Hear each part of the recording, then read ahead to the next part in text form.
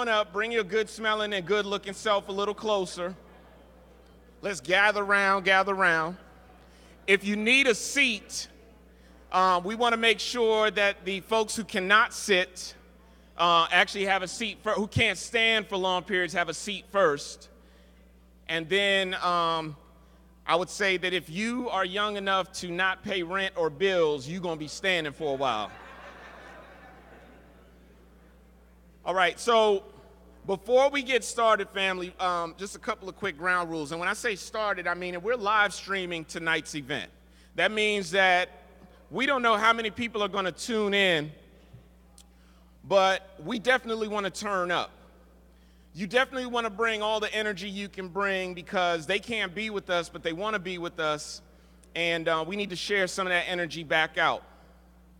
And so throughout the evening, you might hear us call out, "Rumble, young man, rumble." Now, see, somebody came ready. Somebody came ready. And I'll explain myself a little later, but what I need you to do, I don't want you to lose your voice, but I definitely want you to give us as much energy in that call as you can.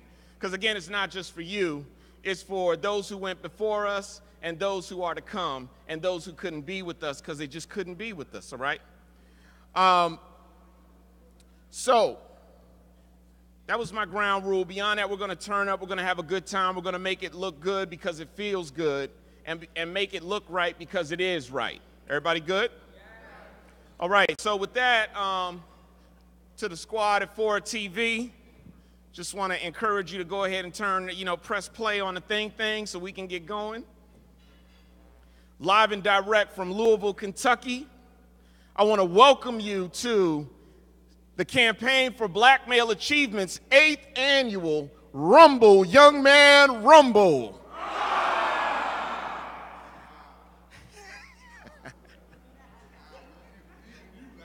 I like that one. That was on time, Rev. So, for 8 years, the Campaign for Black Male Achievement has been convening leaders, people who are doing the work day in, day out on behalf of and with black men and boys. And we meet here in Louisville, Kentucky, because one, it's the birthplace of our hero, the late, great Muhammad Ali, the champion of the world, the greatest of all time. We meet here because he was rooted here, and part of that rooting now roots us here. And when he left this earth in 2016, he didn't leave us empty-handed. He left a legacy that's rooted in 6 core principles that guides us as we move through this journey over the next couple of days. Those 6 core principles, in case you don't know them, are confidence, conviction, dedication, giving, respect, and spirituality. And so throughout this moment that we're together, when we're celebrating not only the champ, but celebrating our work and commemorating what we're doing and also thinking forward, I want you to recall that this is principle. That it's rooted in principle, it's rooted in spirit, it's rooted in what is to come. So whether you're watching us virtually or you're in the room, you can't help but bring your entire self. Now, you'll notice that we are in a ring inside of City Hall. And this ain't just stage dressing. It is a reminder that there are folks who have been in a fight for a long time, did not realize the bell got rung. We are in our 8th year, and there's a lot of symbolism around the number 8. I won't get into my numerology bag with you tonight, because we ain't got time, Rev. Nah, don't do it, don't encourage me. But what I will tell you, is I will take you to the 8th round of the Rumble in the Jungle in 1974. Now, this is 2 years after I got here, hashtag don't do the math. And they were in Kinshasa.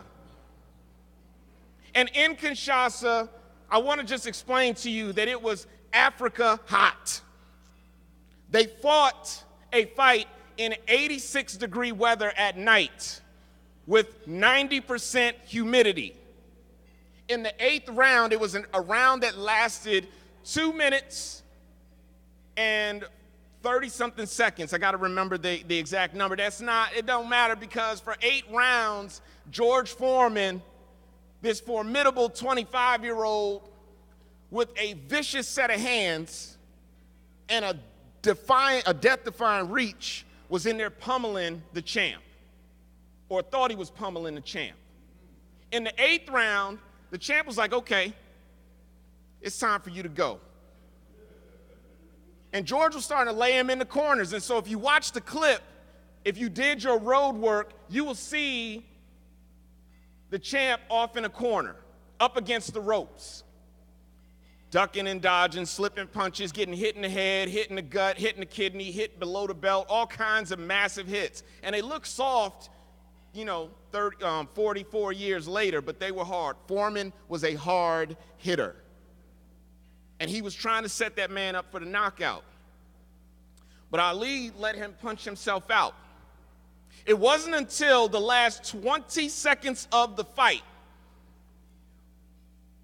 that the champ showed that man who the champ was and the world a little more context. He had been out of the ring for the better part of 3 years before this fight. A little bit of context. Did I tell you that it was really hot? And it was humid. If you've ever sat in 80% humidity, your sweat is sweating. And this is at night with 60,000 people in the room, so that's heat on heat.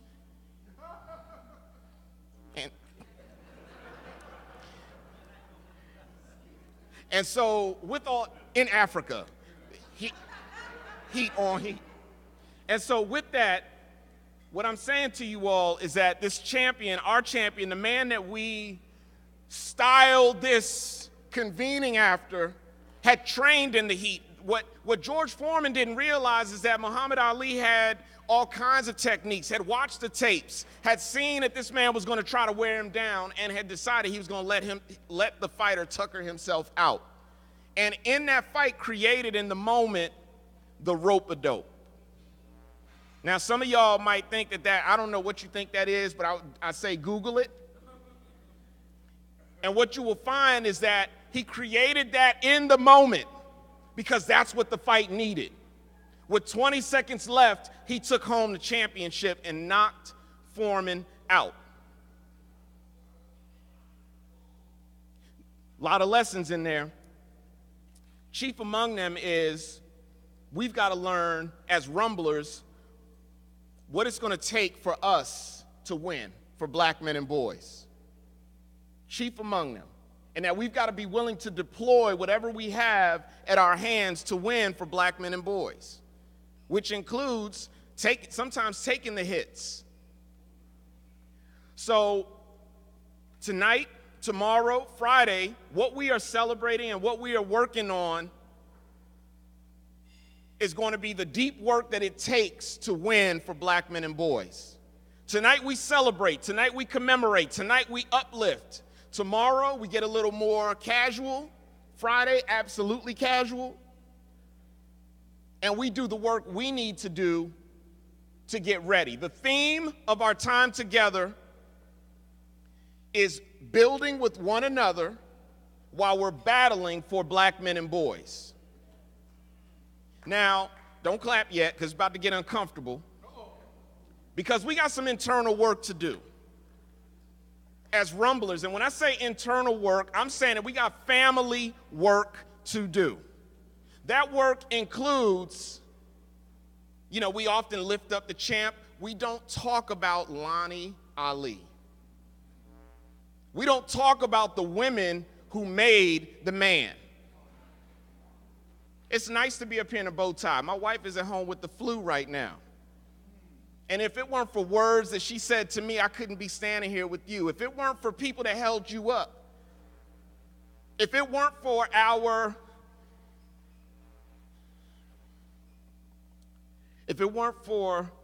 our lesbian, gay, bisexual, trans, questioning brothers and sisters, we wouldn't be standing here. Because when some of us brothers was doing whatever we were doing, somebody was reading and writing the policy. Somebody was still fighting when we decided the fight was too hard. We're going to talk about that while we're together. We got to build with all of us. None of us make it if we leave and others. That's our work. And so this training camp, this year of 8, there's some things that we're going to leave behind. And it starts in the family. We're going to talk about our money. And we're going to shut the cameras down to the world when we talk about our money. Because we heard last year about a right-hand strategy and a left-hand strategy. And I don't mean a hook and a jab. I mean what we will tell and what you're going to find out when we're done. And so there's a lot of work to be done. So in the spirit of the champion, the late, great Muhammad Ali, I'm going to call out our rallying cry. And if you're at home watching this, ask you to join us in this cry. And if you're here, let it out. Float like a butterfly, sting like a bee. Your hand can't hit what your eyes can't see. Rumble, young man, rumble.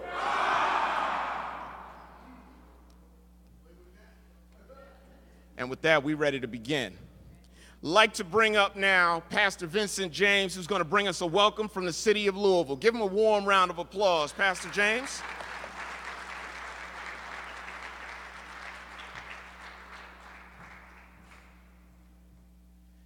Good evening, everyone. We are excited about you being in our city, our beloved city of the greatest. We are excited that you're here to share and spending your time on behalf of Mayor Greg Fisher, who regrettably could not be here tonight, but he will be with us on Friday morning, sharing with you some information about the work that we're doing here, but more importantly about the work that you're doing all across this country. And so we stand here on the shoulders of giants as we realize that, as Steve said, we could not have gotten here by ourselves. But the reason that we're here is because somebody prayed for us. It was somebody that cared for us. It was somebody that loved us. It was somebody that loved us and nurtured us beyond our capacity to even understand, but yet it was enough nurturing to be able to engage us to be here today. One of the things that I recognize in our community, in our beloved community, what's so powerful is when the weekend comes. When there's others that live for the weekend, we thrive through the weekend. Because it was during the weekend that our mothers and fathers and many of us, that we would collect together in our community and our families, and we would nurture one another back to health after all the hell we've been through all week long. And on Fridays, we would get together as a community and with our various libations and all other things and commemorate in terms of what we were doing. And on Saturday, we did the work in the community and the home. On Sunday, we went to our churches, and then it was through that weekend experience that we were able to engage in a process of healing that gave us the power to be able to go back to work on Monday. So we wouldn't take a knife and stab someone in the back, so we wouldn't lose our minds. It was the collective power of the community that came together, and that's what's happening this week. The collective power of the community that's coming together to be able to dialogue, to be able to share, and to be able to talk about the power that exists within each and every one of us to fuel us to go back to our communities, to be able to serve in ways that no one ever imagined. So on behalf of Mayor Greg Fisher, we welcome you. We also have with us Mariam Ahmed, who's going to be sharing some words of welcome as well. She works in the Office of Safe and Healthy Neighborhoods. The director, Rashad Abdul Rahman, could not be here tonight, but she is going to speak in his stead, and she is a powerful sister that we're excited to see serving in our community and doing some incredible things. Won't you welcome her by giving her a round of applause? Thank you very much.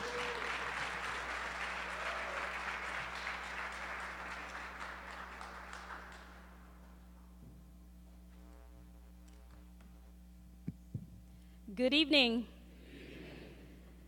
I'd like to start off with a quote. Float like a butterfly, sting like a bee. The hands can't hit what the eyes can't see. Rumble, young man, rumble.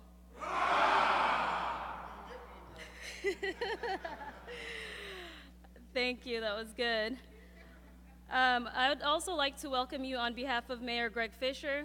I want to welcome everyone to the original, the national, the greatest of all time Rumble, Louisville, Kentucky, the birthplace and home of Muhammad Ali. We stand this evening on hallowed ground. We know the part about floating like a butterfly.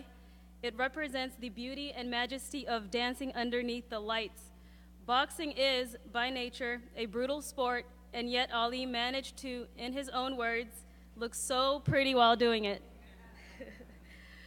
We also are clear that he made his greatest stands outside the ring, protesting the brutality of the Vietnam War, for example. He risked his career in his prime with unmatched dignity and grace, very butterfly-like. We also know about stinging like a bee. In the ring, Ali had an earthquake in his fist. He had the raw power to put the Goliath Sonny Liston on his back. Again, his greatest power existed outside the ring. He effectively protested the Vietnam War well ahead of public opinion, in addition to elevating more humanitarian causes that can easily be counted. How do we think about the significance of the hands can't hit what the eyes can't see? Ali was fast. He used to have his brother Rahman throw rocks at him to see if he could dodge them. You can watch the film at the Ali Center. Daryl Young is in the space. You could ask him about that if you'd like. What does it look like in our strategy for lifting, loving, and illuminating black men and boys? Think about the big swings we see white supremacy taking. We see an increase in hate group memberships, hate crimes, rolling back of voter rights, disenfranchisement of justice-involved individuals, wealth inequities, and more. Let's be honest, these swings are connecting. They are highly orchestrated and strategic battle plans. The road work is what Ali did when he wasn't dancing beneath the lights. What the eyes can't see, the training, the miles on the road, the sparring. Ali hated training, but he knew that if he out-trained his opponents, he would live the rest of his life as a champion. What's your road work as an organization or individual? The things that you do which go unseen. How deep is your strategic planning? Are you taking advantage of opportunities like the Cities United Roadmap Academy? I have. To build out a plan? How serious are you about your key performance indicators? Are you honest about the goals you are hitting and the ones you are missing? How focused have you been on process improvement instead of doing things the same way over and over again? Those are the questions that we have to ask ourselves. The rumble might happen in the ring, but if the road work isn't there, you won't be able to dance, float, or sting underneath the lights. To put it in another way, someone told me that there are two types of pain, the pain of discipline and the pain of regret. Which pain are you feeling? Over the next few days, as we rumble, I want to ask each of you to get more obsessed about this work. Network more these next few days, ask more nuanced questions, think bigger, be 10 times bolder, as Sean Dove might say. Take some risks and act with urgency, as Anthony might say. Get super nerdy with your strategic planning, process improvements, KPIs, logic models, and work plans. Get what you need now so that your work back home can get to the next level. Strategize, visualize, and rumble. Thank you.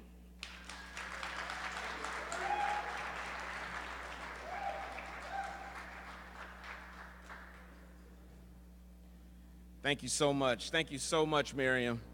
By show of hands, for how many of you is this your very first Rumble? By show of hands. Give him a round of applause, veterans. All right. Excellent. We're glad you're here. So next up, I'd like to bring up a young man who I had the pleasure of meeting this year, thanks to Ambassador Shabazz, who is with us alongside Louisville Central High School. This young man's name is Entre Haynes. He's a student at Louisville Central High School, the high school that the champ happened to go to, and he's going to bring us a few words of welcome.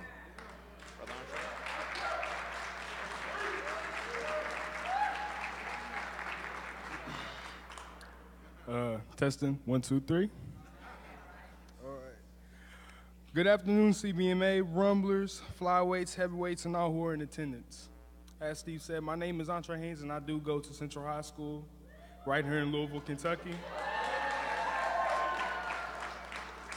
Now, I would like to give honor where honor is due and thank my dean from school, Mr. Founder, for giving me this opportunity, as well as Wes for believing in me to do numerous things. I would also like to say, when I heard I was supposed to speak today at this ceremony, I sort of froze up. You know, because I've spoken in front of people before, but when you have something so big on your mind, you know, you just want to do the best that you can. Now, let's just jump right into this theme. So, what can we do to build with one another?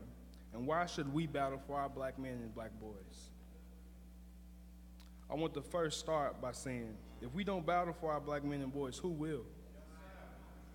A lot of places in this world, we are wanted. And for most reasons, it's not for good. Some want us behind bars, and others simply see our potential and want us to fail. We as a whole have to help, care for, and believe in one another. Now, someone asked, what does that look like? How do we build with one another? Well, we build by taking in people as our own. We build by mentoring, by sharing our experiences in life, by being that helping hand and shoulder that you can cry on. Because we're tired of hearing the same story. I came up from nothing, but the streets were my way out. We have to let our men and boys know the street won't help you. Drugs, guns, money, and so forth won't help your problem. You want to know how to battle for our men and boys? How to build with each other? Let's show love. Now, last summer, I was blessed, not lucky enough, to be chosen to go to Belize with my fellow Rumblers in CBMA. Now, this trip highlighted 3 core things: love, learn, and lead. During this trip, everyone was nervous of going out of the country because, you know, some of us have never been. But we did know one thing, that this was a great opportunity and not many get to do this. And it encouraged us to do better and want to just better ourselves as a whole. Now, let me see. Sorry, guys. Sorry.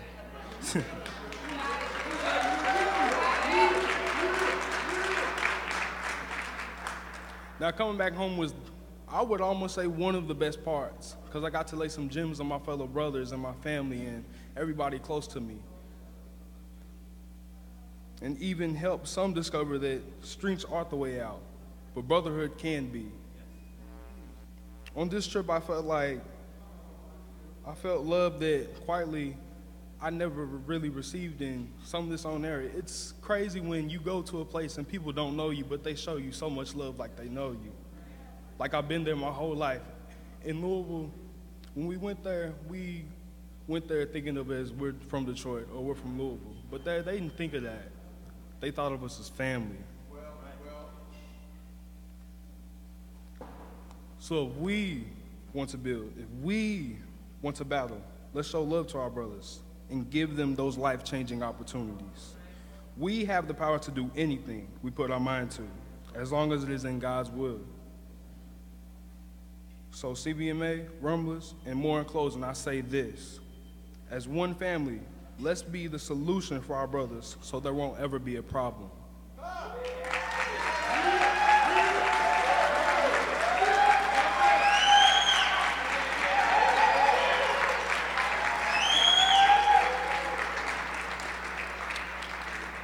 Now, I want to welcome someone very special to this organization.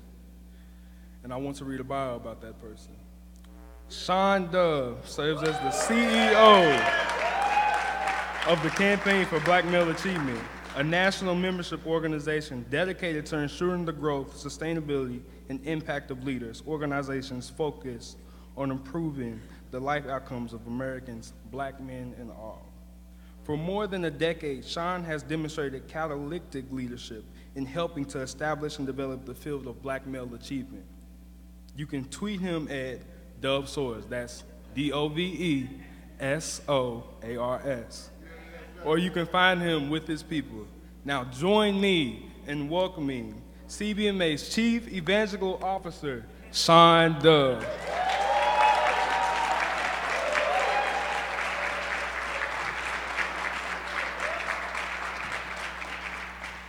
Let's give this young man a rousing Louisville Campaign for Black Male Achievement applause. So he said that I was very special in the organization, but I want you to know that you are the most important person in this organization. The champ, who also graduated from Central High, is looking down and smiling, and he's saying that you're fast, you're pretty, and you can't possibly be beat. All right.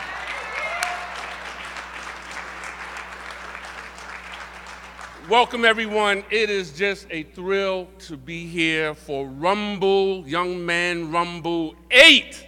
Let's give ourselves a round of applause. You know, a lot of times we start things and we say this is going to be the first annual something, and we have a dream that there's going to be a second and a third. And I don't know about you, but I've been a part of the first annual, and that was the last thing that ever happened, right? And Rumble, Young Man Rumble in 2011, we came to the Muhammad Ali Center, and we just had this vision of bringing Black male achievement leaders, men and women, together for a place where we could connect, we could build, that we could heal, that we can love up on each other. And during that meeting, that first Rumble in 2011, we made a declaration. And we said that Louisville was going to be the epicenter for Black male achievement. And we didn't lie. And I just want to thank Mayor Fisher. And raise your hand if you're a hometown Louisville local leader or a hometown hero. Let's give them a round of applause. Because the work was already happening. The loving, the learning, the leading was already happening. The campaign for Black male achievement did not create what is happening here in Louisville. And Louisville is a promise of place. And I always say the promise of place is wherever you decide to take a stand. So wherever you're standing is your promise of place. When you go back to Detroit after this Rumble, that's your promise of place. When you go back to Newark, we know we got some Newark in the house, that's your promise of place. And so there are some iconic images of Muhammad Ali. You know, we were here 2 weeks ago, and we had our promise of place convening. And I don't know where Queen Sheba is. Queen Sheba is over here. Step up to the forefront, Queen Sheba. And don't she look like a queen? She is a queen. And she led our promise of place gathering. And CBMA's work resides at the intersection of field building and movement building. And Sheba and Chris Rutherford, who works with her in Detroit, we brought together like 70 people from 12 cities for 3 days of building and learning and loving and learning. And I will say 3 or 4 of those cities, once they left Promise of Place convening, they were awarded MBK grants. I know Oakland, who's in the house. I know Yonkers, who is in the house. And so this work is really about building each other. Now, I always say that God gave us 2 hands for a reason, to build with one while we battle with the other. And Steve was talking about the rope-a-dope, right? And some of you may have been floating like a butterfly and stinging like a bee all year. But I know a lot of folks that have been rope-a-doping this year. I know a lot of folks that have taken hits in this work this year.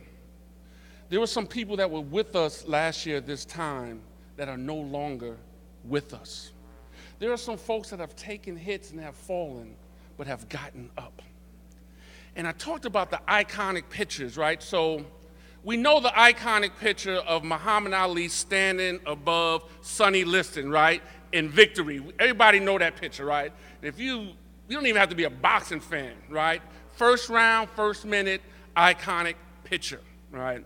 And I always say that my most iconic picture is a picture of Muhammad Ali falling to the canvas after a Joe Frazier left hook that his ancestors felt in Africa. This was his first fight after a 3-year exile, the fight of the century, 15th round. Ali had every reason to stay on that canvas, but he got up. And I look around and I know that so many people at this Rumble got knocked down, they got up and they made it here. But there's one more iconic picture that I want to talk about and I want you to research. It's a picture of Ali standing in the corner in between rounds. Those pictures don't get a lot of glory. You get 1 minute in between rounds. And Ali used to stand instead of sitting because he wanted his opponent to know, I ain't tired. And in his corner, he had his fight doctor, he had his trainer, he had his Bundini Brown that would exhort and cheer him on. So Rumble is not about the battle. Rumble is not even about the building, although you're going to come away with that. Rumble is for the in between the rounds. Rumble is for you to take a breath. Rumble is for you to reflect. And I know many times, raise your hand if you've been in a fight, right? And you knew you were in a fight and you had to take a breather, right? And sometimes you regret that you were in that fight, right? So Rumble is for you to reflect. Rumble is for you to reconcile. And we were just having conversations, and this work has nothing to do really about logic models and strategic plans. This work is really about love, learn, lead. And I said there's no logic model for love. There is no logic model for love. This is about telling our stories and building relationships. And as I close, people want to, like, how did Rumble start? We all need a Bundini Brown in our corner, somebody in our ear. So I don't know, I've had plenty of fights, and I've been in the schoolyard, my dukes were up, but I really did not want to fight. But there was somebody that was a little older that believed in me and I didn't believe in myself. Go ahead, Sean, you can do it. Go ahead, get him, right? And sometimes give you a little push. And we all need somebody in our lives that believe in us, sometimes before we believe in ourselves. And Brother Reverend Alfonso Wyatt has been that for me. And the genesis of Rumble Young Man Rumble, we were starting a book together, right? We get together and we leave with about 25 ideas. But in order to get one idea, we got to get, 25 to get to one. And we were starting a mentor-mentee pen pal relationship. And we were going to write a book. We were going to call it Rumble Young Man Rumble. I was Ali, and he was Bundini Brown. But everything has this divine time. We put that idea to the side, and it wasn't until a couple years later, in 2011, and we both came to the Ali Center, and we said, let's make this happen. So Rumble is about whoever is here that has a declaration that's stuck in your heart, a declaration that's stuck in your throat, a declaration that you're scared to put out there, like we put Rumble out there. This is your time. If you look around yourself, you are amongst family. We got the corner and City Hall in this room. We got the boardroom and we got the block. I don't know who this is with this statue right here, but I was looking at the statue from the other side and he had this look on his face like, what kind of rumble is this up in City Hall that is unapologetically black? And there's a story to be told right here in Louisville. And I want to bring up the greatest storyteller that I know, a brother that has poured into me, He's an encourager. He's an exhorter. He's a preacher. He's a poet. He's a pugilist, a shadow boxer, right? And that is the one and only Reverend Dr. Alfonso Wyatt, Chief Godfather of the Rumble. And he's going to bring a word. The champ is here. The champ is here. Love you, brother.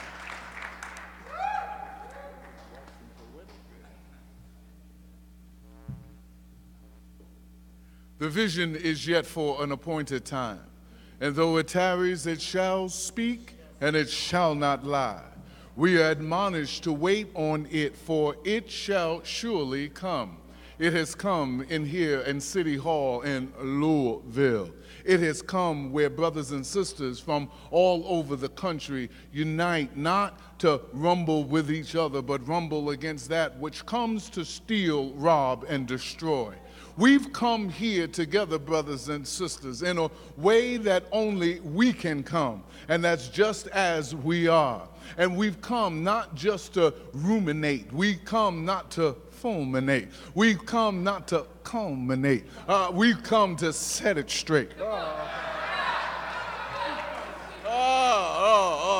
I was wondering how I was going to get out of that. Yeah, put that Nate in there. Yeah, I do too.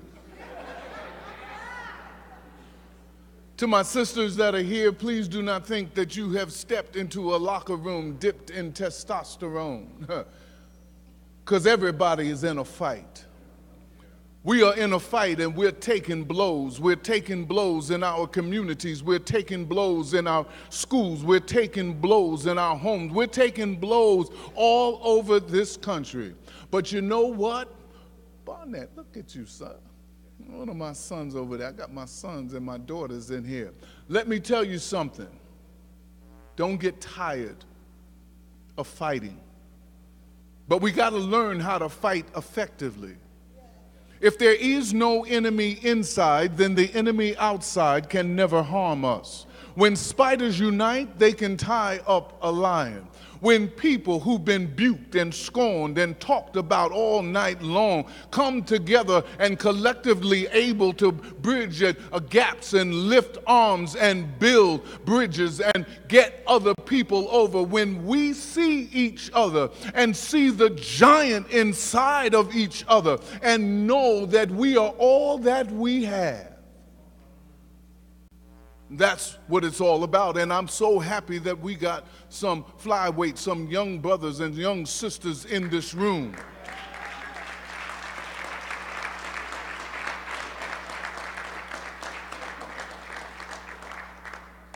If you don't know, now you know. The reason that we are here, beloved, is to help you fight for your future and for your destiny. Your destiny was given to you, but you must fight to keep it. You must fight those who tell you that you are not smart, that you can't make it. You must fight those who discourage instead of encourage. You must fight the factors and the foes who are trying to take you down, but you can't fight them if you're fighting yourself. We're going to talk a little bit more about that on Friday. If we're going to build, we got to know what we're building.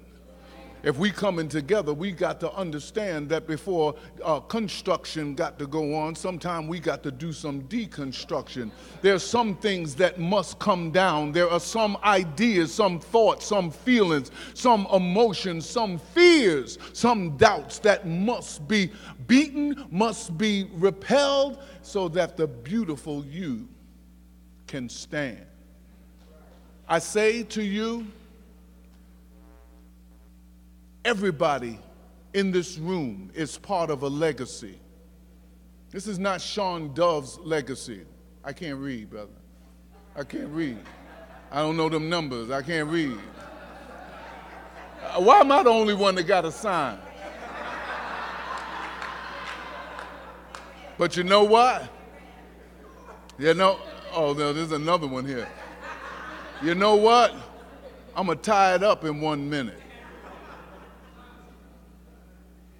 My brothers, my sisters,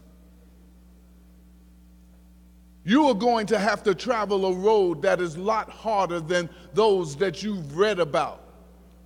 You are going to have to uplift a race. This ain't just about who you with. This ain't just about your boo or your boo-hoo. That's what they, Steve, that's what they call them when they leave them. You know?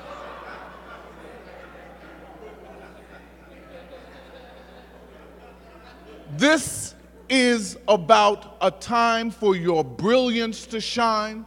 This is not about pleasing your mama, your daddy, or your guidance counselor, or your parole officer.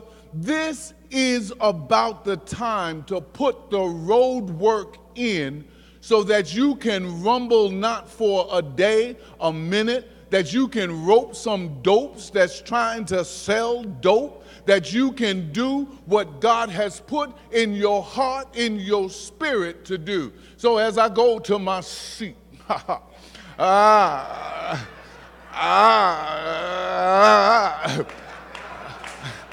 you can't help it. You can't help it. Since I met you, did a speech and a half. You got me excited, reading off that little box you had there. Rumble, young man, rumble.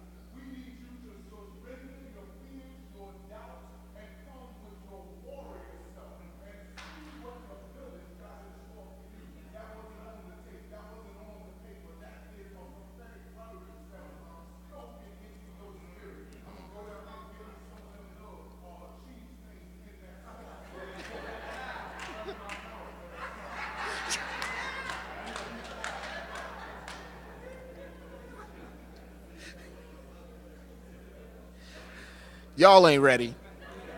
If you didn't hear that back at home, don't worry about it. You'll hear about it on Tuesday. But y'all ain't ready, but you are ready.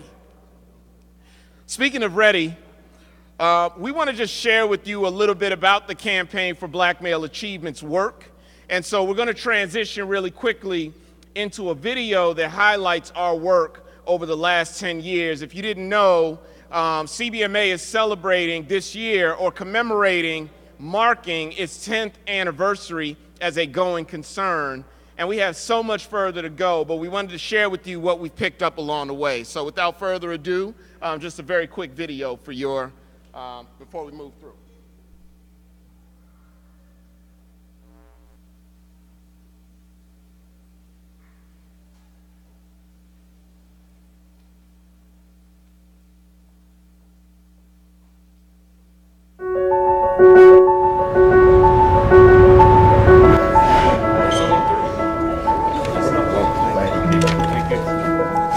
What people see when they look at us determines what they think we're about, what they think we're worth. But we get to determine what we know what we're about. We get to determine what our opportunity, what our future is. I would describe the Campaign for Black Male Achievement first as a movement of change agents for black men and boys. It's a network of people who've been working for decades, who believe that there's a sense of commitment to transform the life outcomes as we see them for black men and boys. We have to be really focused to counterattack the forces that have created the conditions that black men and boys are growing up in. No country can succeed when a portion of its population is intentionally pushed to the side. We're at war, and it's a war for the minds and hearts of our children. During my freshman year, there was maybe 2 other black people in that classroom, but that teacher would just mix up all of our names. The whole year, she never bothered to get it correct. It's hard not to correlate it to something that's racial or stereotype against you. I have too many friends that have dropped like flies and fell through the cracks. They just suck all the motivation out of your body before you even are old enough to make a difference. I want a classroom where you just feel comfortable, you feel more safe, you feel like you can be you. There's a lot to point to that amplifies the peril that exists growing up a black male in the United States. But there's also a lot of promise, and so much of what CBMA has helped to engender and seed is part of that promise. CBMA sees itself as a connector and catalyst for bringing together the private sector, the philanthropic sector, the social sector. Our work really was about community building.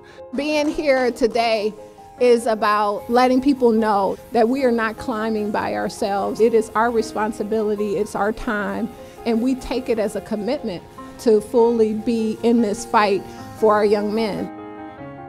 We had to make the decision, where are we going to lean in over the next 5 to 10 years? And we decided that CBMA will now reside at the intersection of movement building and field building. And we want to be able to point to some key cities where we say, this is how you win when it comes to black male achievement. The impact that we've made has been extraordinary. There's that many less children now that are going into the juvenile justice system. As we've increased now the cohort graduation rate for African-American males by 20%. It's been an amazing journey, and we're excited with the support that we get with the Campaign for Black Male Achievement. As the youth, we're the next in line. We're the people who are going to be making the laws in the future. We're going to be the people who are working in the future to, solve all these problems. When we go into the cities where CBMA organizations are having an impact, we will see young boys unleashed to bring their goodness and their impact to the world around them.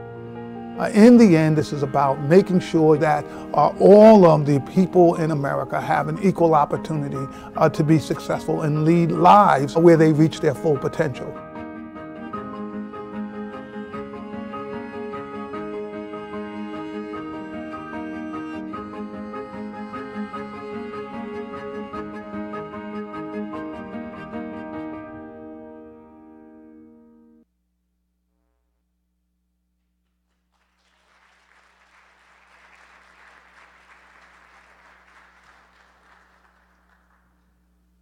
Welcome again to Louisville, Kentucky, and to the 8th annual Rumble Young Man Rumble. My name is Westerfield Tolbert. I'm the Louisville, Kentucky Membership Manager. To my right, my name is Kalu Beckford, and I'm the New York City-based Membership Manager with the campaign.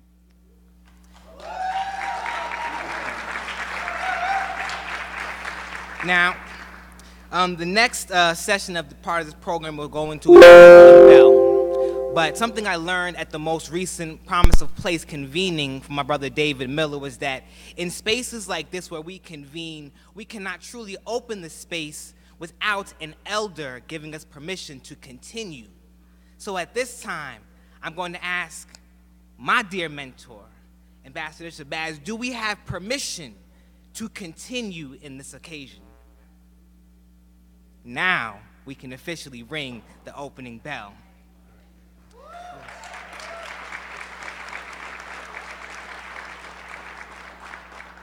So there's only one way to start a rumble off right. So can I have the 6 flyweights please join me on the stage?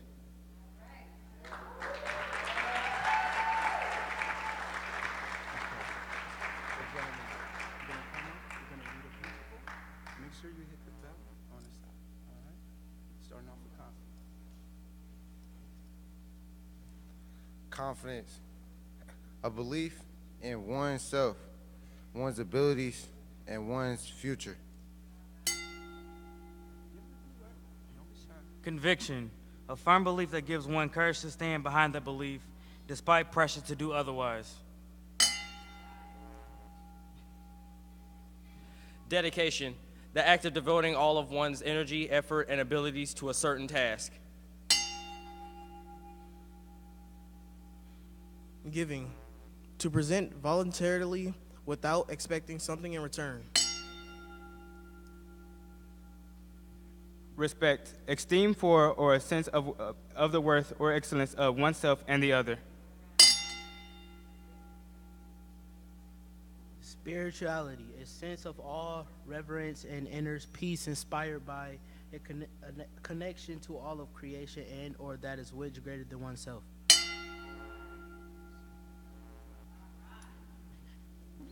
Rumble, young man, rumble.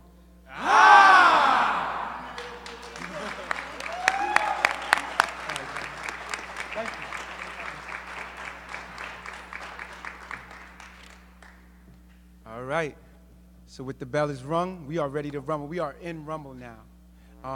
So my colleague Wes has the pleasure of bringing our first performer to the stage. I will read a short bio, but the work will speak for itself. Born and raised in Chicago, Jessica Disu, also known as FM Supreme. FM Supreme. Uses language as a tool to provide positive change. She's a 3-time international performing poet, artist, activist, and educator who describes as the humanitarian rap artist. As a 2-time champion as the Louder Than a Bomb competition, the Chicago Youth Poetry Slam Festival, Disu has served as coach and youth leader in that capacity, in that slam, and many others. Now, like I said, the work will speak for itself. The next voice you will hear is FM Supreme. Let's give it up, y'all.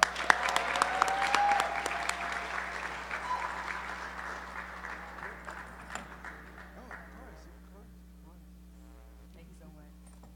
I had to live up to that introduction. Hello, everyone. First and foremost, I want to say thank you, Sean Dove. Where's Sean Dove? Right here. Y'all make some noise for Sean Dove and the entire campaign for Black Male Achievement Team. You know, my words to my poem was in my phone, but I was Facebooking Live, Mr. Dove and Rev Wyatt, and my phone died. So I said, Lord, I hope I remember this thing. But I do want to speak to, this is like my 5th or 6th Rumble. And, you know, everything that Sean said for everyone whose first time is here is absolutely true.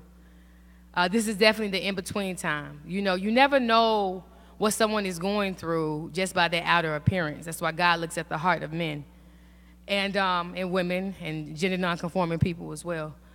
And last year during Rumble, I was the most quiet I've ever been in any event that I've ever been invited to from CBMA, and I've been in part of this family for almost 10 years now. And I was so quiet because I was going through a silent depression. And sometimes you don't want to fight anymore. Sometimes you just get tired, Rev.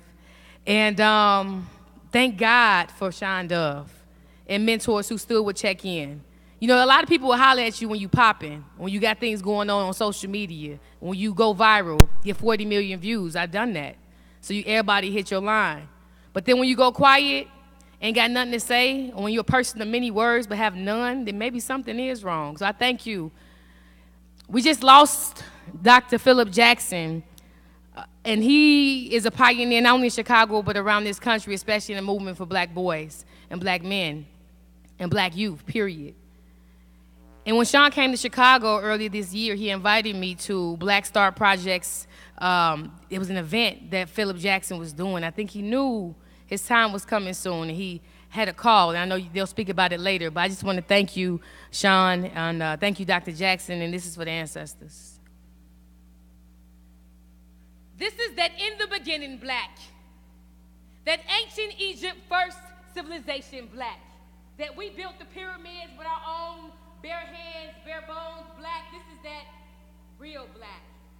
This is that University of Timbuktu, World University Learning Center black. This is that real black, that educated black, that got a degree yet almost dropped out of high school black. This is that pick up your pants, put on a belt, get a job, and you still can get shot in your back black. This is that last hired black. This is that first fired black. This is that no pension black.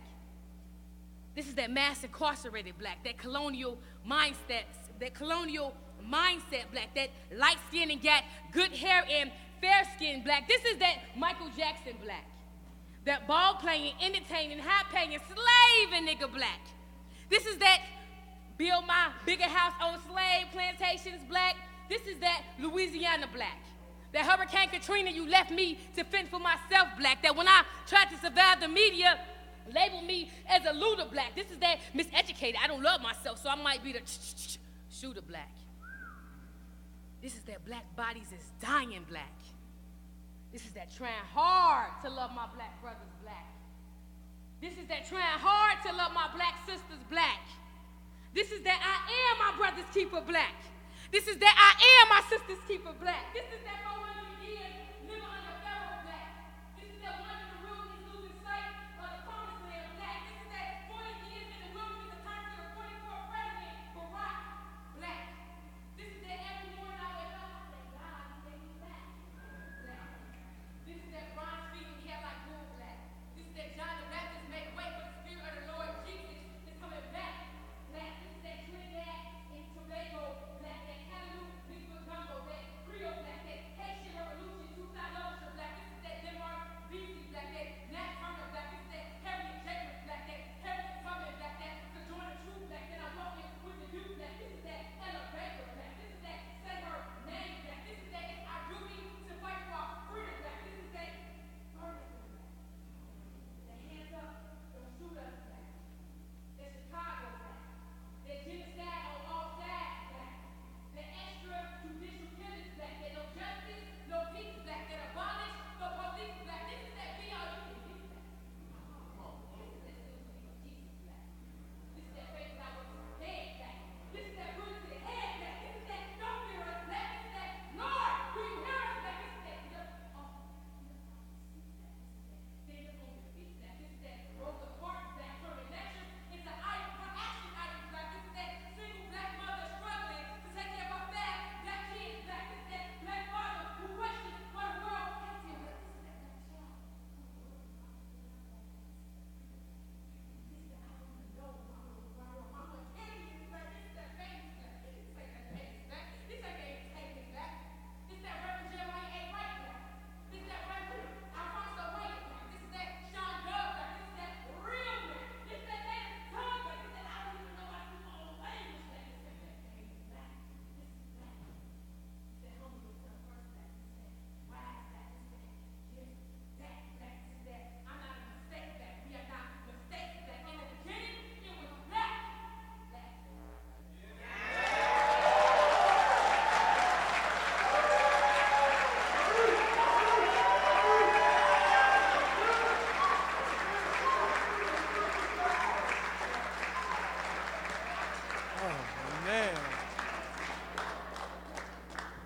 That was incredible. Can we agree that that was incredible? Let's give it up one more time for FM Supreme. Let's give it up one more time. Okay. Yeah, incredible. So I have the great pleasure of introducing our next performer to the stage, Louisville's very own Aaron Bullitt. He went to Male High School from 2009 to 2012. Then he joined the Navy from 2013 to 2017. He has an administrative background in the military and was deployed overseas. He now owns Bullitt Consulting LLC and serves on Dreamsetters United nonprofit board as administrative executive. He's a stand-up comedian, a writer, entrepreneur, producer, and content creator. He's currently pursuing his bachelor's degree in international business at the University of Sullivan University. Please join me in welcoming Aaron Bullitt to the stage.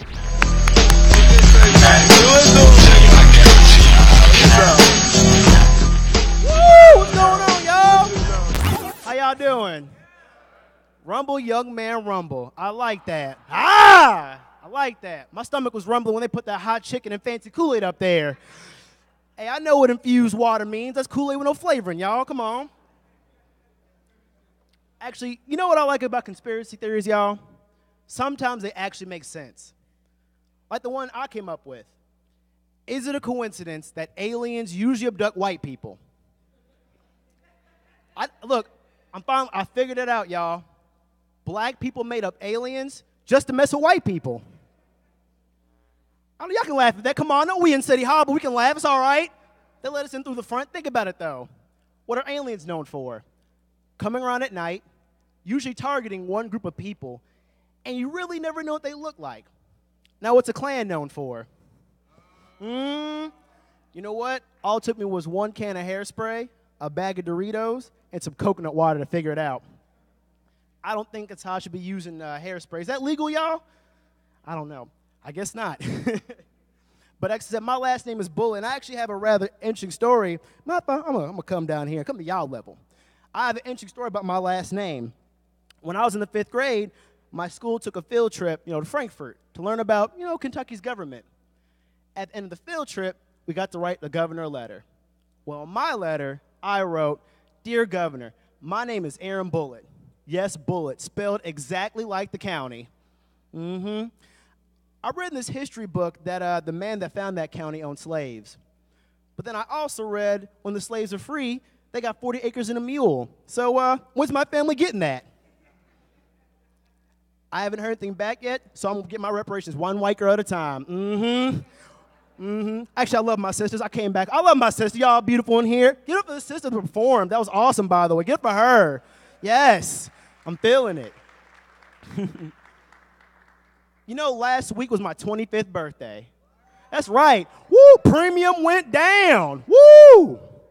And it's actually made me think about, all the innovations I've seen in my lifetime.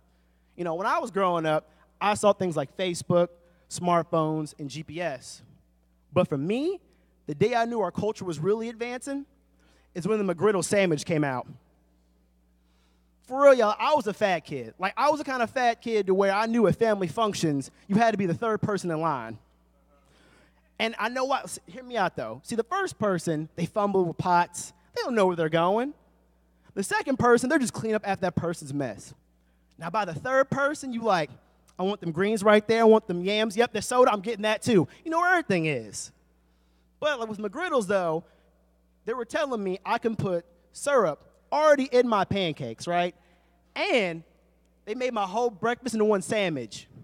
You not only cut my eating time in half, but you made childhood obesity convenient. Thank you, McDonald's. Thank you. You've been laughing. Thank you so much. I appreciate you. Thank you. Oh, man. Actually, speaking of which, I don't even like family functions, to be honest with you. Because, everyone gets into it over the annual game of Monopoly. I just don't like playing because every year there's always someone in jail. Why are you in jail? Again? Do you like being there? It's like, I give you an avenue, you put a house right there, and you find some way to mess it up. I know I'm not getting my money back. Ugh. I'm sorry, y'all. I think I'm talking about my family lifestyle of the game. That's inappropriate. I'm sorry. I am so sorry. Well, you know what? Before I get out of here, we actually lost some celebrities this year. It's been sad, right? Especially in our community. And if you guys will allow me, I want to take some time to talk about someone that meant, near and dear to my heart. I mean, this person crossed all kinds of racial borders, inspired millions of people to be themselves, and even accomplished feats that no one thought was humanly possible. That's right, folks. I'm talking about Joe Jackson. It's okay, he's there. You can laugh. Has anyone ever considered Michael Jackson's dance moves, him just avoiding a butt whooping? No. As soon as Mike got, he was just like, sorry, Dad, I won't miss that step again. Or his ad-libs, when he's like, ooh! You think he made that up, sir? That is a butt whooping sound, sir. I definitely made that sound when I ate my dad's 2 for $5 McGriddles. Well, you know what? I appreciate you, but like I said, I'm from Louisville, and if you will indulge me, I like to do Rumble Young Man Rumble, because as a Louisville native, I feel like coming to this event, it means a lot to me. So on the count of 3, we're going to do it right, the Louisville way. Everybody ready? 1, 2, 3. Rumble, young man, rumble. Float like a butterfly, sting like a bee. Your hands can't hit what your eye can't see. Rumble, young man, rumble. Thank you very much.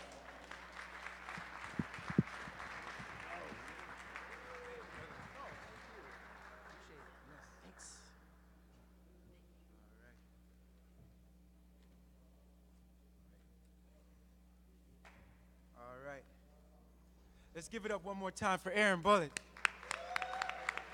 Let's get this proper. Yeah, I'm trying to get it right.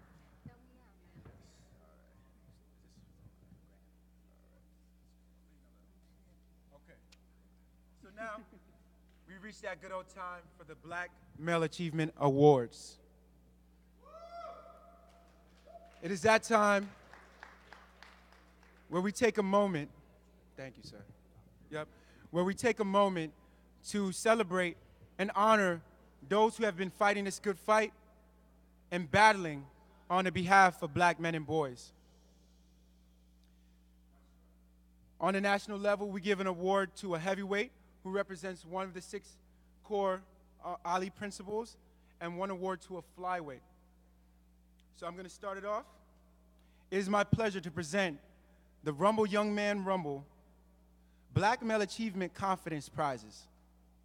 The Confidence Prize is awarded to a flyweight and a heavyweight rumbler who believes in black men and boys, their abilities, and their futures.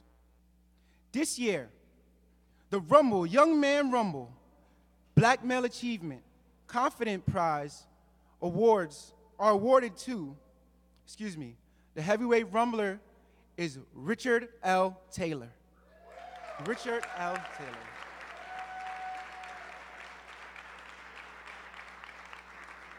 The flyweight rumbler is Dennis Pearson III. Dennis Pearson III.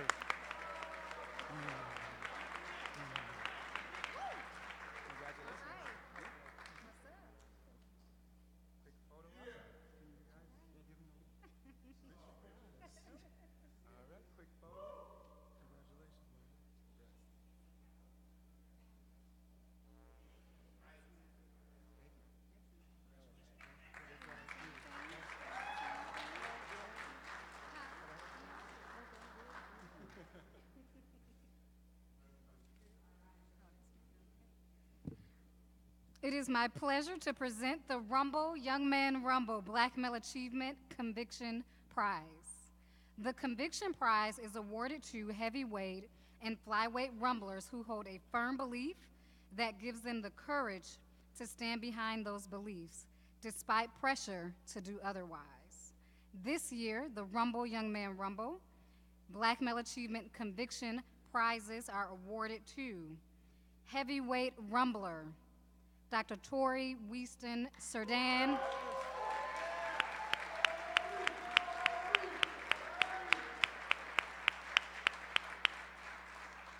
flyweight rumbler Thomas Cheatham,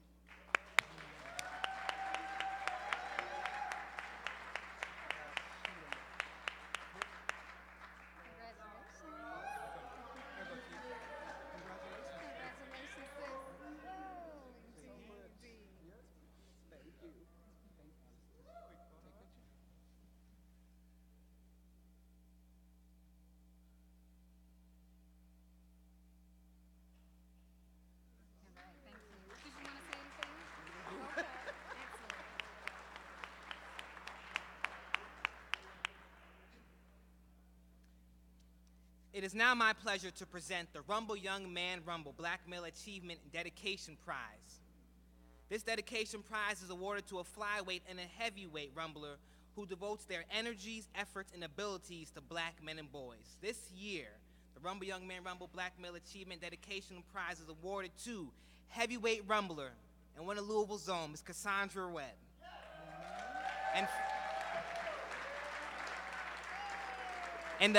And flyweight rumbler Nolan Bryant from Detroit.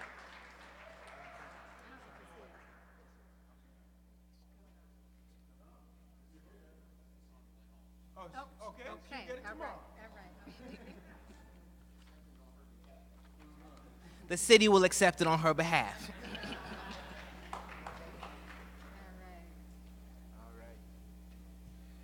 It is my pleasure to present the Rumble Young Man Rumble Black Male Achievement Giving Prize. This giving prize is awarded to a flyweight and a heavyweight rumblers who present voluntarily without expecting something in return.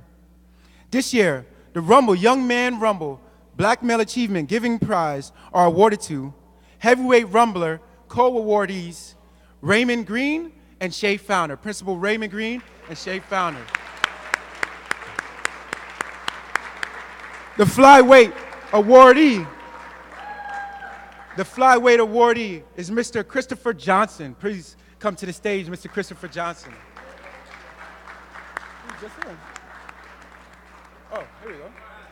Here we go. Hey, where's Christopher Green?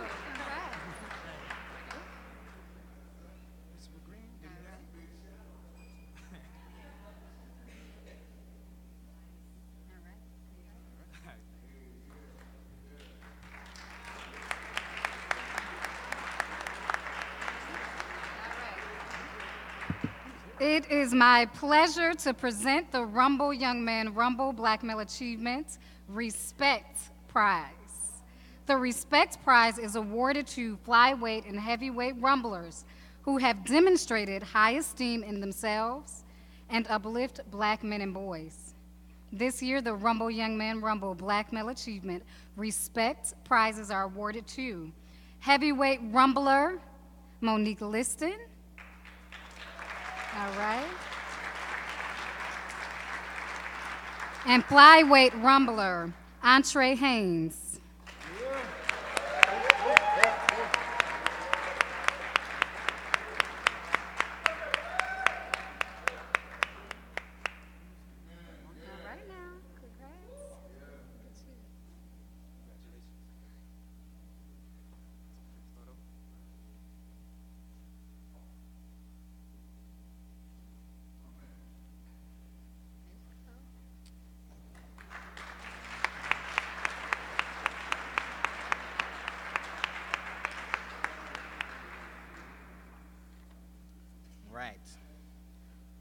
It is my pleasure to present the Rumble Young Man Rumble Black Male Achievement Spirituality Prize.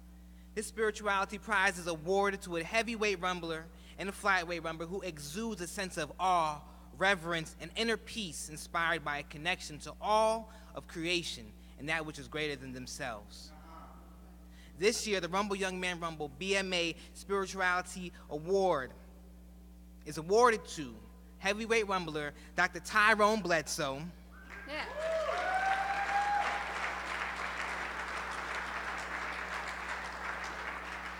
and flyweight rumbler Demaria Robinson.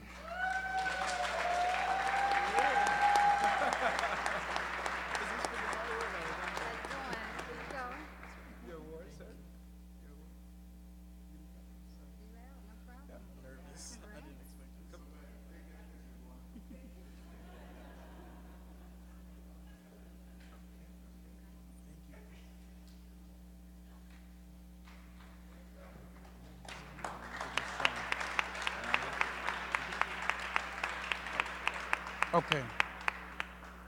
So for those who weren't here, we'll make sure that they get their award. But now I have the pleasure of bringing up Sean Duff to the stage to present the Black Male Achievement Lifetime Achievement Award. Sean Duff, please warm the stage for Sean Duff.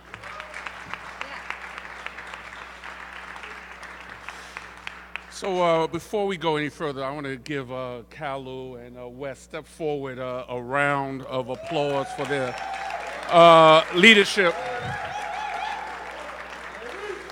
I was sharing, 6, 5, 7 years ago when we first started this Rumble Young Man Rumble here in Louisville. I was in every detail of the agenda and the flow, and now I just show up and I am surprised, and nothing happens without leadership. And Entre said something earlier that was really powerful. He said that he was up here, though he was nervous, because Wes believed in him. And Wes is up here because we believed in him. And everybody in this room is in here because someone believed in you. And when we were here a couple of weeks ago at the Promise of Place convening at the Ali Center, we pointed to the river and we talked about how so many ancestors, spirits, and dreams in that seemingly short stretch across the river was freedom, and some didn't make it. That their bones and their hopes and their dreams died, but not their dreams. Because it is a cliche that we are our ancestors' wildest dreams, right? But that cliche is true. Muhammad Ali said it is not bragging if it is true and if you can prove it.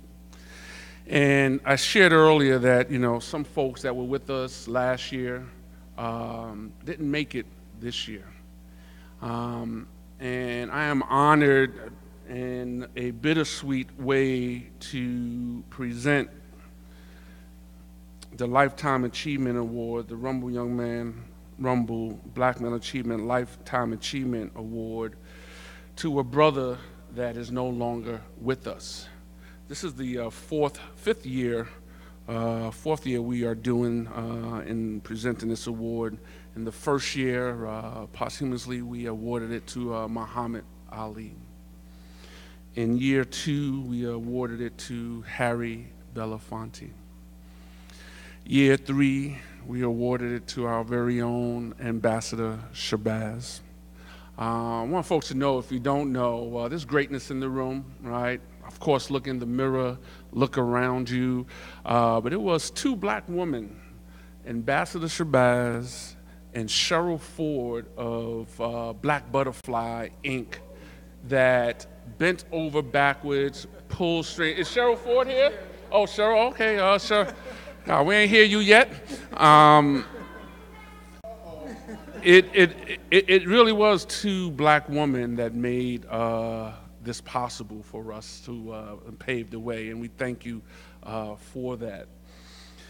This year's Lifetime Achievement Award goes to a brother that we all know, and FM Supreme lifted him up earlier, Brother Philip Jackson. And FM, I felt Philip coming out of you in your poem and your words and your spirit. You know, that was some Philip Jackson Black that you were delivering. And Philip Jackson was the epitome of a servant leader, loved his community. He fought tirelessly for black men and women, not only in Chicago, but nationally. When I think of Philip Jackson, I think of the saying, humble as a lamb, yet bold as a lion. And we lost a lion this year.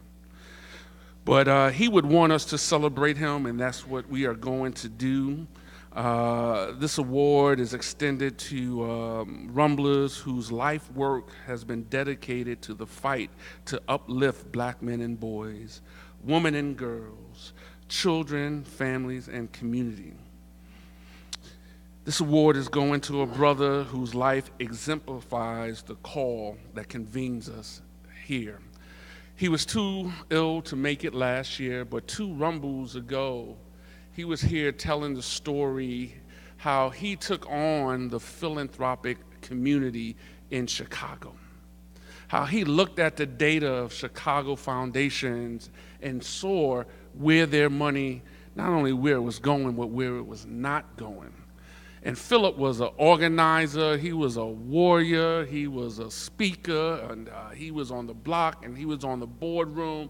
Philip had young people protesting outside the MacArthur Foundation, had articles in Cranes, and he shifted how money flowed. And it really wasn't even about his organization, because quite frankly, his organization did not get a windfall of dollars, but Philip was fine with that because he saw others that were left out and marginalized received dollars. He was a fierce advocate, a love warrior, a heroic leader whose decades-long commitment to Chicago is well documented and unquestioned. I met Philip before I even came to the campaign for Black Male Achievement. I was publishing a newspaper called Proud Papa, and he was leading something called the Million Father March, and he wrote articles for Proud Papa. He was the president of the Black Star Project, a nonprofit organization he founded in 1996. He had become nationally known for his mantra, educate or die, and his dire warnings about the consequences for the black community due to the lack of educational resources and support directed at black children in America. I don't know about you, raise your hand if you used to receive Philip Jackson's Black Star Journal, right? And all the information, and he did not hold any punches. He was unequivocally, unapologetically a warrior for social and racial justice. His organization's programs, the Million Father March, Saturday University, the Black Father-Daughter Dance, and many others earned him the title Champion of Change by Barack Obama's White House.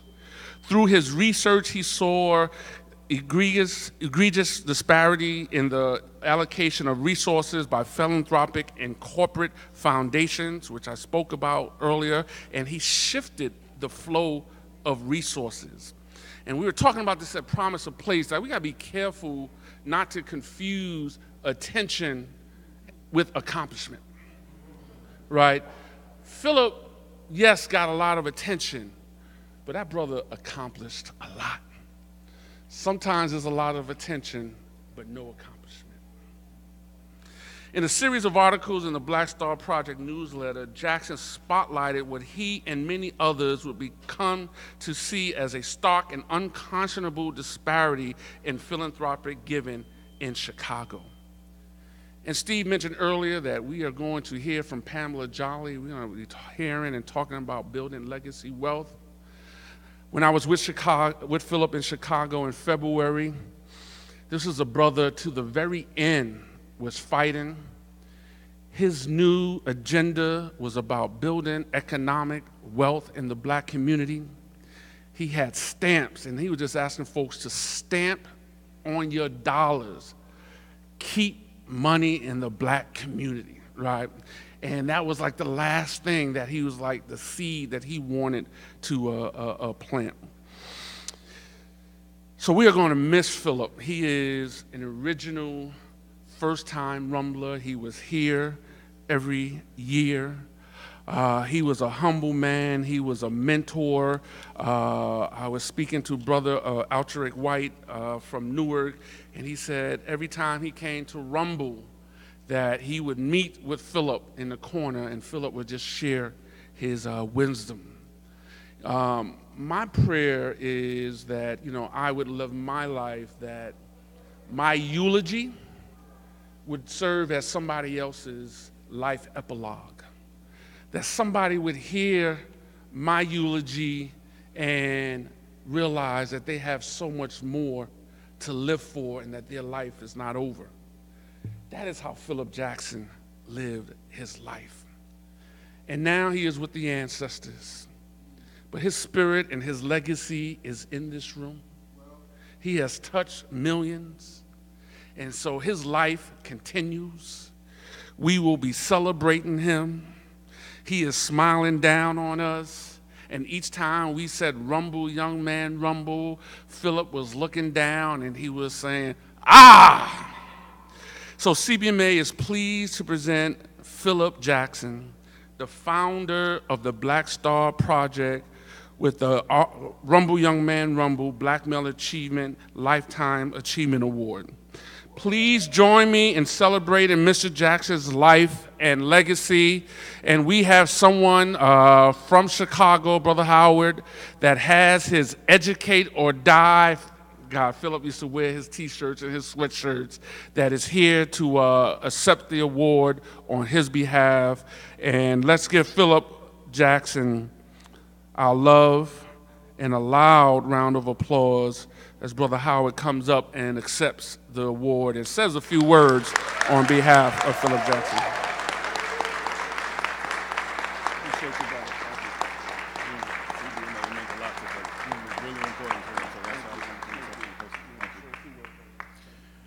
Great evening, wonderful people. I won't spend a lot of time talking about Mr. Jackson because he wouldn't want me to. That's not what he would have done. And furthermore, Brother Sean just did an excellent job of kind of commemorating the work that Philip was about. I do want to say to FM Supreme, I don't know where she went, but that was definitely, that was that Chicago, Chi-Town, please don't call my city Chirac kind of black. Like, so to FM Supreme, I don't know where she went, but salute to you for doing that wonderful piece earlier and for lifting up Brother Philip as well. I will say this, Philip has been receiving a lot of recognition and accolades from places all around the country that just want to show their love and support and appreciation for the work that he did in his life. And we've accepted all of them graciously and humbly, but this one in particular, we wanted to come and accept it in person because Philip came to the Rumble every year. It was important to him, and as soon as I walked into this room today, I understood why it was so important to him. I look around this room, and so many young brothers in this room. That is what Philip was about. There is an old saying that youth is wasted on the young, right? It literally suggests that while we are in our years of youthful exuberance with so much energy, we don't yet have the wisdom nor prerequisite experience to match with that energy.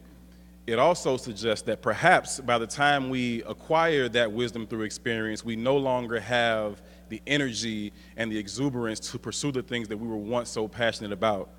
So then it becomes imperative that we marry those two unique skill sets, that we find a way to take the wisdom and experience from older generations and match it with the youthful exuberance, energy, and passion of the younger generations. When I look around this room, that is exactly what I see. That is exactly what Philip Jackson was about. You could walk in the Black Star Project at any time, and you would see young people in prominent positions of power. And I don't mean young like 30s and 20s. I mean young like 5 and 6, leading projects.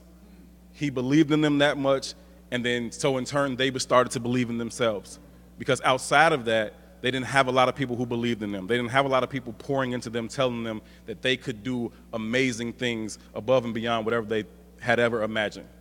And so Philip Jackson carried that legacy on, and it is all of our responsibilities to push that forward. And while he's gone physically, I know he's here spiritually, but I also know that his legacy will never die because he influenced so many people all across the world. When he passed, we got letters of support and love from all over the country, in Colombia, in Africa, all over the world, I mean, like everywhere.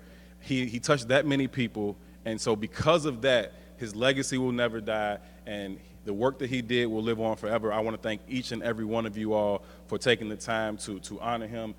Again, the campaign was very, very important to him. He was here every single year, and so the Black Star Project will continue to show up here every single year. I want to thank you all so much.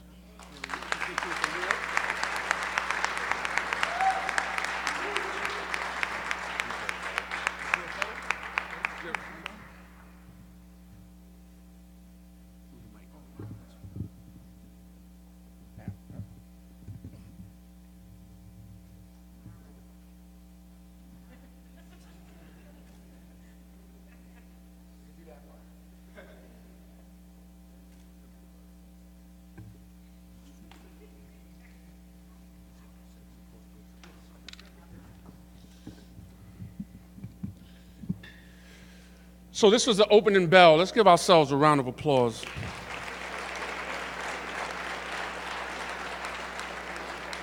I just want you to take a minute just to look around the room, look to your left, look to your right, look behind you. If you don't know it yet, there is greatness in this room.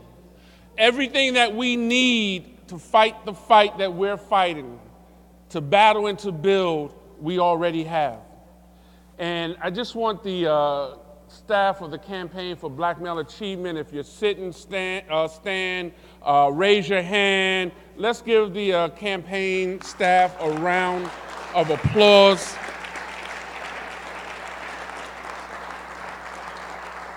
And I just want you to know that we have infused, as part of our ethos, health, healing, and wellness in everything that we do.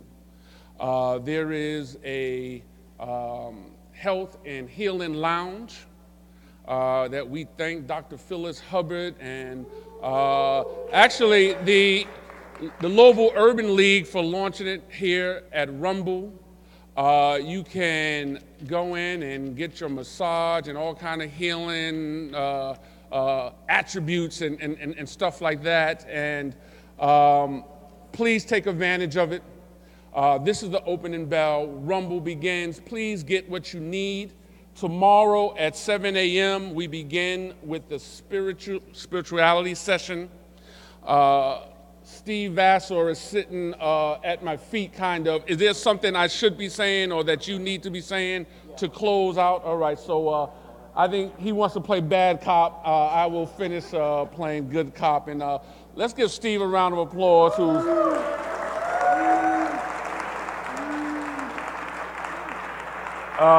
2-3 years ago, I passed the baby on to Steve and said a few words to him that I can't repeat here, and said, you know, please don't mess this up. And he has taken it to the next level. So I want to thank you for that, brother. All right. Okay. We got 2 more items. So I'm going to need the staff, the team of the campaign to please join me here on the stage. Let's get on up here. And yeah, just come on up. Bring yourselves expeditiously, as Joe Clark used to say. So we have a special presentation, family, and I'm just going to ask those of you who are in the back having side meetings, if you could hold those for a second. The ring is flexing. That's how we know the family's in here. So just want to take a moment, you all, and share a surprise. This is a surprise, both to several members of our team, but also to our recipient, Sean Dove. And I just want to say to you, I just met for the first time today Brother Victor Cherry. This brother came in out of Florida. And there's something he said in the side conversation. He was having conversation along with Kelly Little. It was about 3 degrees outside. This brother looked like he brought the warmth with him. He was wearing a fur, super dope. And he said, you know, I've known Sean Dove for the better part of 20-something years. And this brother spoke life into me. And there was a moment when I was that kid that would, if I got mad at a play on the field, I would drop kick the ball out of the thing and leave. Victor did that. This is Victor Cherry, y'all. Welcome. This brother's right up front. Facebook Live. But what that spoke to was something that attracted me to the campaign ever since I knew what the campaign was. And what I want to do, Sean, publicly, something that we didn't get a chance to really do at the gala. We were ready, we just couldn't because the gala was tight. It was dope, it was tight. It was, you should have seen Felicia in a fur running a gala. That was the scene. But I want to celebrate Sean's leadership. I mean, I don't know how many of you have ever stood in someone's dream. Let me say that again. How many of you have stood in somebody else's dream?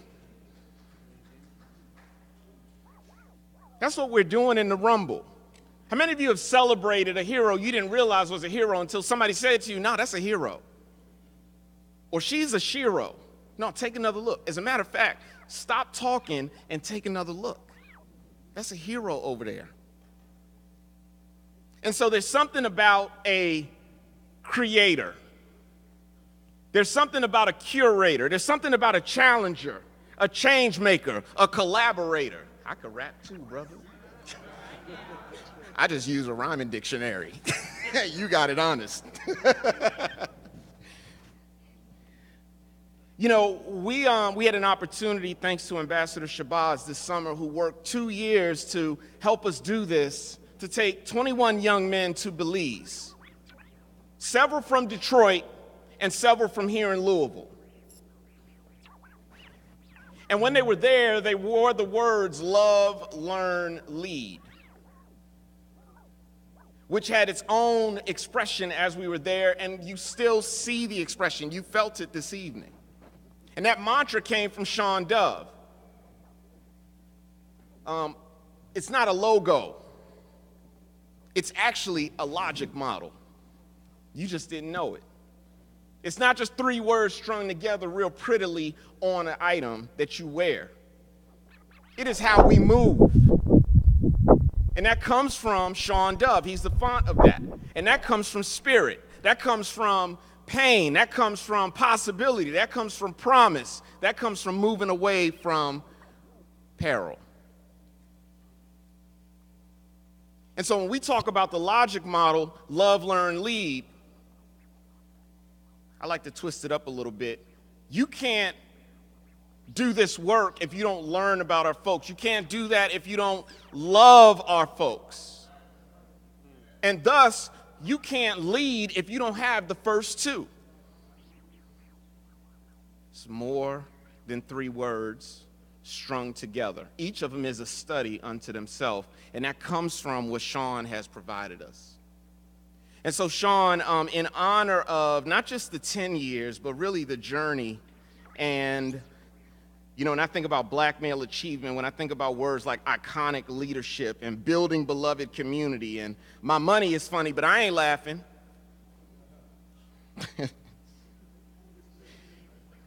Some of y'all will get it later. We wanted to present you, and Sean, this looks real bootleg, but there's a rationale for the reason this is presented as it is. Because from whence you came, brother, they couldn't frame you. And for where you're going, they're not going to be able to frame you. But they will have an image of iconic leadership with which to see you. And so we present that to you in honor of your leadership, Sean. And thank you.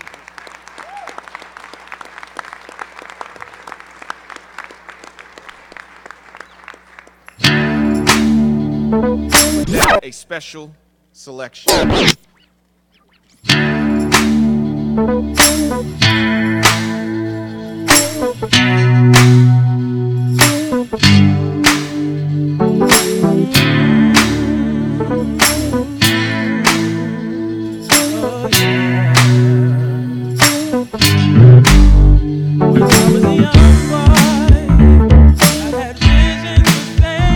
They were wild, they were free, they were blessed in my name.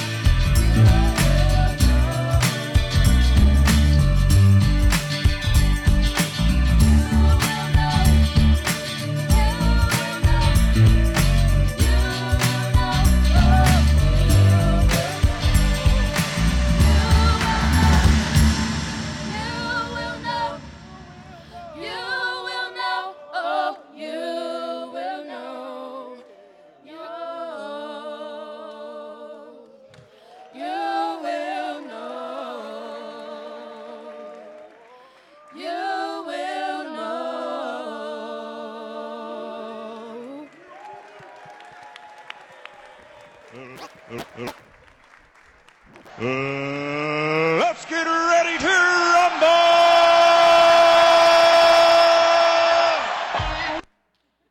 Yeah. All right. Wow. So thank you, Sean. Thank you, family, for celebrating with us. And also give it up for the young people who are with Amped Louisville, the Amped Louisville Choir. And I just wanted to call up my Cameron and Caleb, my sons, my twin boys. My two daughters are home. One is at college, one is at home. But Cameron and Caleb have been rumbling with us since they were like 9, 10 years old. They are knocking on the door of 17. And my wife, Desiree, reminds me all the time that black male achievement begins and ends at home. And it just means so much to me to be able to include them and let them see what their father does.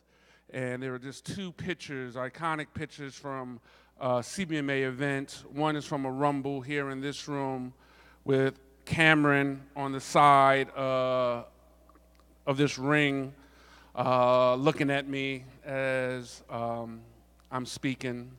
And then there's a picture that's on our website now from our gala of Caleb looking up. And I realized, and my wife reminded me in that picture, he was looking up at me speaking.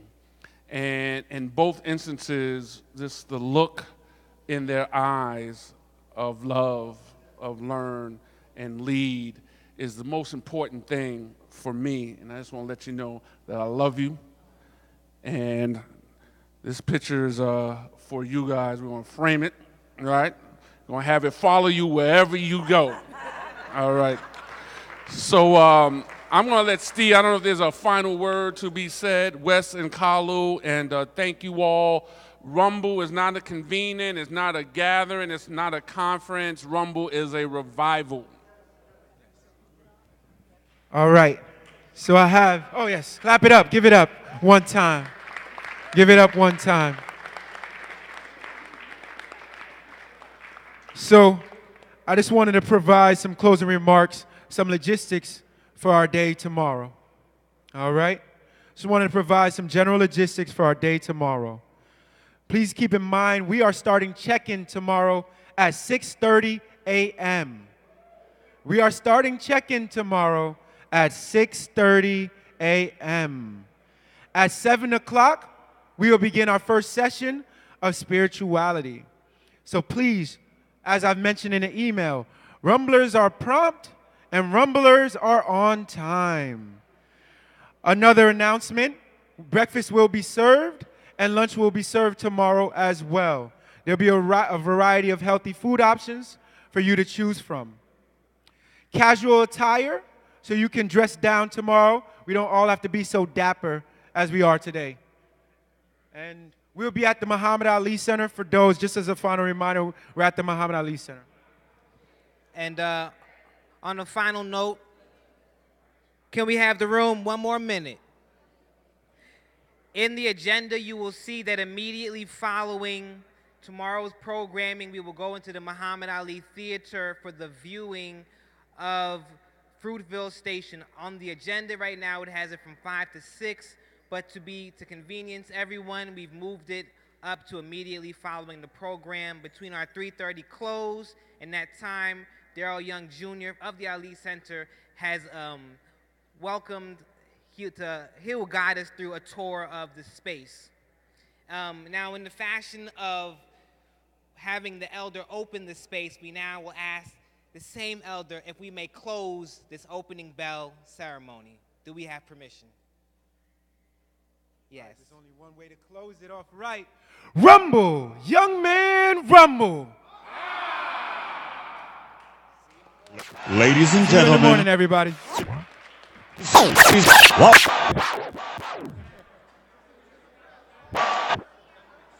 Ladies and gentlemen.